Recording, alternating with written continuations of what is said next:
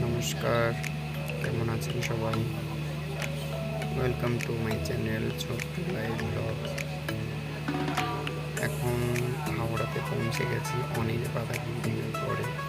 Actually বাড়ি থেকেই যখন বেরোচ্ছিলাম তখনই সব কিছুতেই লেট হয়ে যাচ্ছিল। টোটোওয়ালা বললো, মানে ফোন করে বলা হলো যে তুমি আসো। সে বললো আমি টাইম মতো পৌঁছে যাবো, অথচ টাইমে ফোন করলাম, সে বললো এখন যেতে পারবো না, অন্য টোটো দেখতে। যাই হোক, সেখান থেকে বেরিয়ে একটা টোটো ধরলাম, তারপরে ট্রেন ধরলাম, হাওড়াতে পৌঁছালাম। সেখানে এসে দেখি ট্রেন 3 ঘন্টা লেটে ছাড়বে, 1 ঘন্টা 20 মিনিট লেটে ছাড়বে। যাই হোক, তাড়াহুড়ো করে এসে বসলাম, তাহলে সেই ট্রেনটাও আবার 1 ঘন্টা 20 মিনিট লেট। তারপরে অনেক সমস্যা মেটানোর পরে 1 ঘন্টা 20 মিনিট লেট তো দূরে যায়, সেখান থেকে ম্যাক্সিমাম 5 ঘন্টা পরে ছাড়বো, মানে ম্যাক্সিমাম 6:30 7টা নাগাদ ছাড়বো ট্রেনটা, 7টার দিকে। তার মানে কী বলবো, মানে রাস্তাতে পুরো নাজেহাল হয়ে গেছে, জাস্ট পাচ্ছিলাম না সহ্য করতে যে এত লেট। শুধু ট্রেনটা দেখুন কতটা লম্বা, এদিকে এতটা, আমি প্রায় মাঝ বরাবর আছি, আর এইদিকেও অতটাই আমি দেখছিলাম একটু আগে। তো এই দেখুন এদিকেও অতটা, তাহলে মোটামুটি আমি মাঝ বরাবরই আছি। আমি জানি না ট্রেনটা এত কেন লেট করেন এনারা। আমাদের আগে একটা ট্রেন ছিল হাওড়া টু পুনে দুরন্ত এক্সপ্রেস, তো সেটা নাকি ছাড়ার কথা ভোর 6:45-এ, সেটা ছেড়েছে বিকাল 6:30টার দিকে, মানে সন্ধ্যে 6:30টার দিকে। 12 ঘন্টা লেট একটা ট্রেন, অথচ সেই ট্রেনের প্যাসেঞ্জারগুলো এসেছেন রাত 10টায়, রাত 11টায়। তাহলে বলুন, একটা মানুষ যদি 24 ঘন্টা একটা স্টেশনে বসে থাকতে হয়, তাহলে তার ফুড প্রোভাইড, তার যে আরও আনুষঙ্গিক খরচপাতি, সেগুলো কে বহন করবে? যাই হোক, এইসব কথা বলে লাভ নেই, এটা আপনারাও জানেন, আমিও জানি। দেখুন পাহাড়গুলো, আমি ভাবছিলাম যে কিসের ভিডিও করা যায়, অনেক কিছু বলার আছে তো বলবো, তার সাথে সাথে ভিডিও করব। ট্রেনে বসে বোরিং ফিল হচ্ছিলো, ভালো লাগছিল না, তো ভাবলাম যে বাইরের প্রাকৃতিক দৃশ্যগুলো একটু দেখি। ওই পাহাড়গুলোতে না একটু ধোঁয়া ধোঁয়া মতো উঠছিল, আমি জানি না কেন। আর এই পাহাড়টা প্রচণ্ড বড়, তো ভাবছিলাম যে কাছ থেকে ওই পাহাড়টা তুলি। তো কাছ থেকে দেখুন পুরো গাছে গাছে ভর্তি পাহাড়টাতে। এরপরেও এই ট্রেনটা যাচ্ছে 9 ঘন্টা লেট। তো প্রথমে তো ওই ঘন্টা লেট ছিলই, তার উপরেও আবার দেখা যাচ্ছে 9 ঘন্টা লেট। তো বুঝতে পারছি না যে কী করবো, মানে এত ঘন্টা, রাত 12টায় নামানোর কথা, ওখানে তো 4 ঘন্টা 5 ঘন্টা লেট করেছে, আবার এখানে 3 ঘন্টা লেট।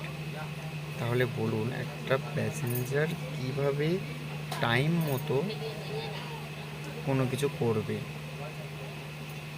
বা টাইম মতো গন্তব্যস্থলে পৌঁছাবে, সেটাই জানার নেই।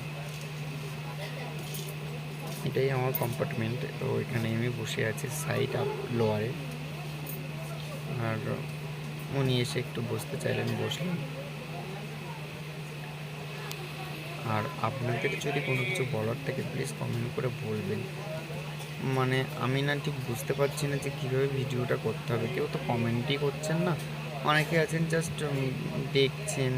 বাট আমি বলবো যে একটু দেখে নিজেদের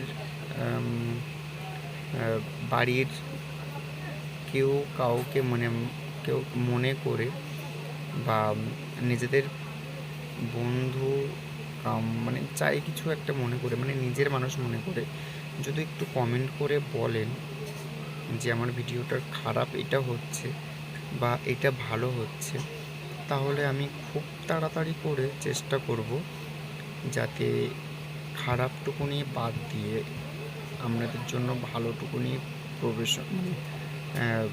পরিবেশন করতে, উপস্থাপন করতে হবে, বাংলা ততটা ঠিক জানি না। যাই হোক, তো এখনও পর্যন্ত আজকে সারাদিনে ভাত খাবো না, কারণ আমি ট্রেনের ভাত খেতে পারি না আর খাবো না। তো মোটামুটি শুকনো খাবার আছে, ওগুলোই একটু একটু করে খাবো, আর সেইভাবেই আর কি চলবে। আর বাই দ্য ওয়ে কেমন লাগছে সেটা কিন্তু আজকে কমেন্টে বলতে হবে। এইটাই ট্রেনের মধ্যে একটা ভিডিও করলাম। আবার ট্রেন থেকে নামবো যশবন্তপুরে, সেখানে একটু মানে সেখান নেমে আমার হোস্টেলে যেতে কীভাবে যাচ্ছি বা কীভাবে কী হচ্ছে যত সম্ভব চেষ্টা করব, আর সেইভাবে মানে তুলে ধরানোর একটা ব্যবস্থাও করব। তো আশা করি মানে ভালো লাগবে, খারাপের কোনো কিছু নেই।